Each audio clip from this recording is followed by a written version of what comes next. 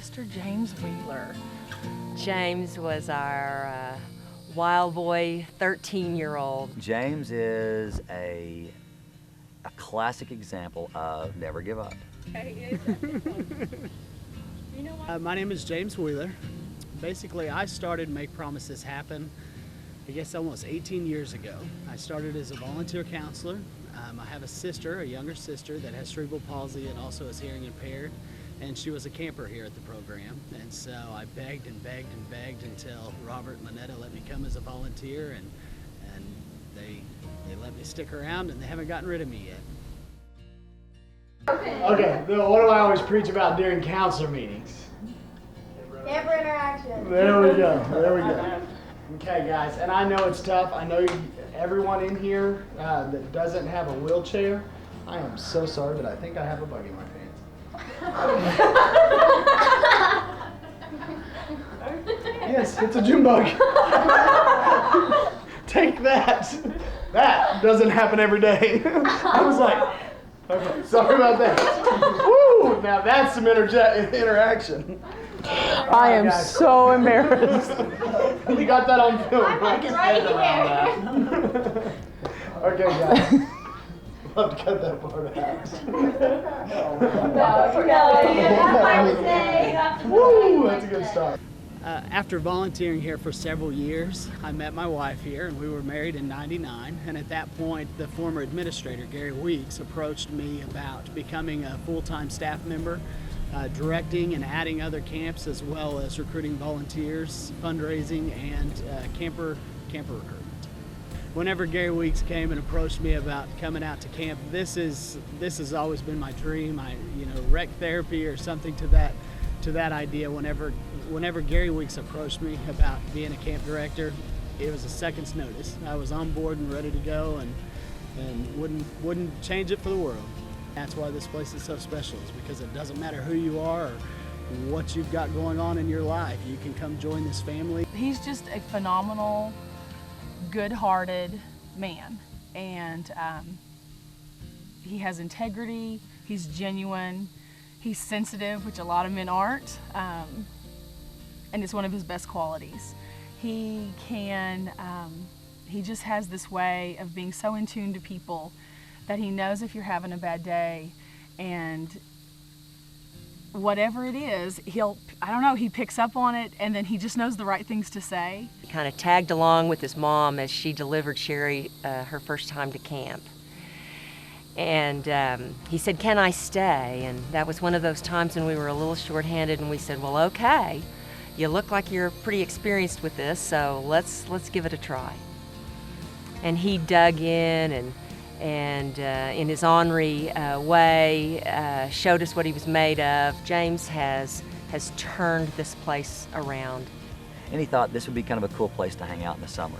Plus, there were lots of cute girls that were here. So that was kind of the intrigue of a 14-year-old of wanting to be here.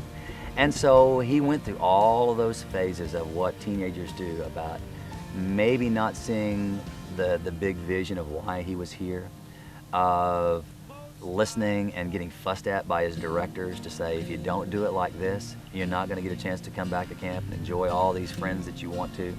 And he took all of that lead, and he began to, if you will, feel the spirit that was here and feel the vision. And he fell in love here. He married a girl that was a camp volunteer here as well. And so this became his life. And it was my great pleasure to be his best man in his wedding, and so he kind of refers to me, and he calls me every Father's Day and says, "Happy Father's Day," and that's a really, it's just kind of a humbling feeling. It makes me emotional, but he's really taken it and made it everything. If I were to script it all out and say, okay, here's how you take a 14-year-old and create someone who has a vision in working with people with disabilities, I would hand that to someone and say, okay, follow this script and watch it, and that would be James. I'm very proud of him. I'm very proud of him. Say that again? Yeah, just one little question is all I got left for you. What was it? What legacy would you want to Holy smokes.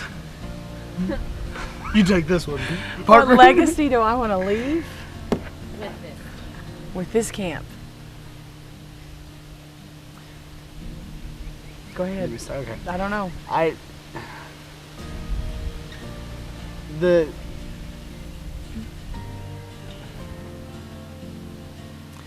One of my most proud things that, for me personally here at the camp, is the fact that I was recognized as Counselor of the Year. My name is on that plaque.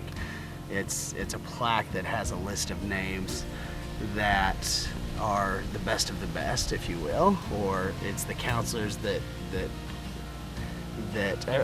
every one of us, when we started off, we weren't doing everything right. We hadn't figured it all out. But by the time your name gets called and you're honored to have your name put on that plaque, it means that you have gotten the respect of your directors and the respect of your peers, and you've kind of figured it out. And so that would be the first part of my legacy that I would like to leave here.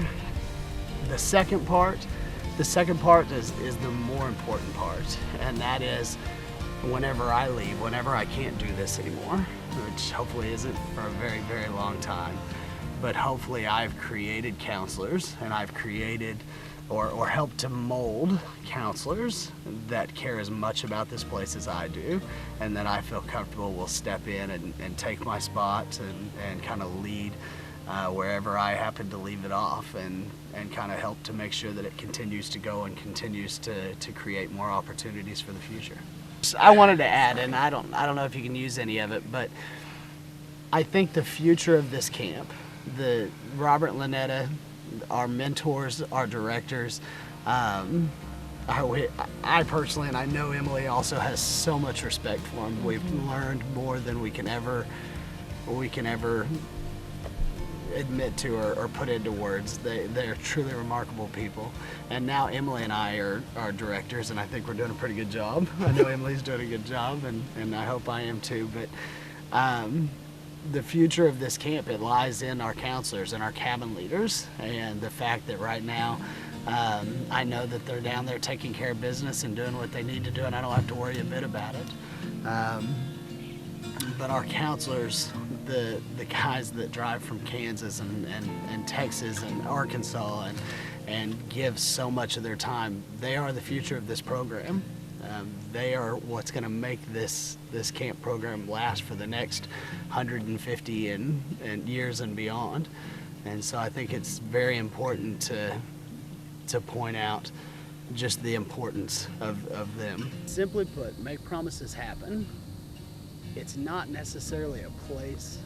It's not necessarily waterfront or the pool or arts and crafts or any of that. Make Promises Happen as a family. It's a group of campers and counselors and directors and people that are passionate about each other and passionate about opportunities. Make promises happen. Make promises happen as a family. I mean, that's what it is. I mean, this place is one of the most important places and one of the most important things in my life.